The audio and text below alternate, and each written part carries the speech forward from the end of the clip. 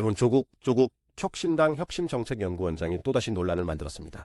이번에는 청년들, 특히 2030 남성들을 향해서 극우 성향을 보인다 이렇게 말했습니다. 여러분 한번 생각해 보시죠. 입시 비리 논란의 당사자로서 조국 사태를 통해 가장 크게 분노한 세대가 누구였습니까? 바로 2030 청년들이었습니다.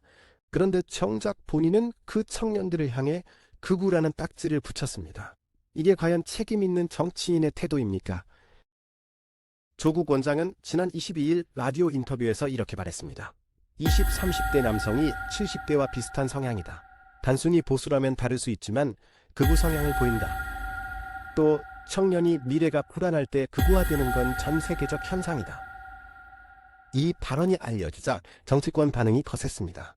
곽상원 더불어민주당 의원조차 자신의 SNS에 2030 청년도 70대 어르신도 모두 우리 국민인데 국민을 나누고 공격하지 않았으면 좋겠다고 했습니다. 한동훈 전 국민의힘 대표는 자기 싫어한다고 청년들을 매도하는 건 나쁜 갈라치기 정치라고 했고, 주진우 의원 역시 비판한다고 멀쩡한 청년들 욕보이지 말라고 했습니다. 그리고 이준석 개혁신당 대표도 가세했습니다. 2030 남성의 민주당이 따른 조국 사태에서 드러난 진보 진영의 위선 때문인데 조국 원장은 반성은커녕 오히려 청년들을 극으로 몰고 있다. 그건 2차 가해다. 이렇게 직격탄을 날린 겁니다. 자, 그런데 조국 원장은 물러서지 않았습니다. 부산에서 기자들과 만나서는 2030 전체가 극우는 아니지만 일부는 그렇다고 했고, 또 다른 인터뷰에서는 2030 일부가 극우화되지 않았다고 말하는 건 거짓말이고 현실 회피라고까지 했습니다.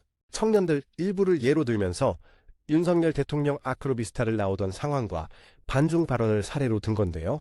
결국 스스로의 책임은 외면하고 문제를 청년들에게 떠넘기는 모양새가 됐습니다. 여러분, 여기서 나라지킴이 TV가 강조하고 싶은 건 이겁니다. 2030 세대가 왜 민주당을 떠났습니까? 왜 등을 돌렸습니까? 그 뿌리는 조국 사태였습니다. 불공정, 위선, 그리고 내로남불. 그 기억이 청년들에게 가장 큰 상처로 남아 있습니다. 실제 여론조사에서도 조국 사면 반대 비율은 20대, 30대가 훨씬 높게 나타나고 있습니다. 그런데 본인은 그 현실을 인정하기보다 청년들을 극우라고 몰아세우고 있습니다.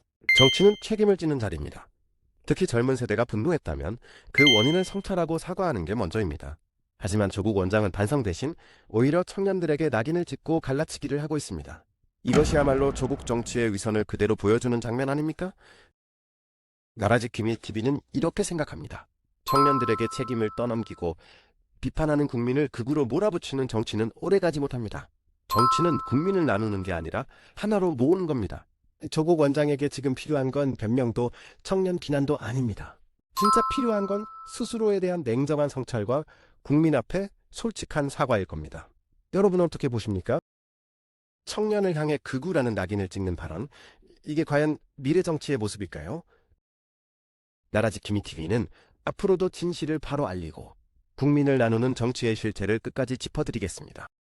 오늘 나라지킴이 TV가 전한 소식이 유익하셨다면 구독과 알림 설정 부탁드립니다. 그래야 중요한 정보를 빠르게 받아보실 수 있습니다. 좋아요도 꼭 눌러주시고 댓글로 여러분의 생각과 의견을 활발히 나눠주세요.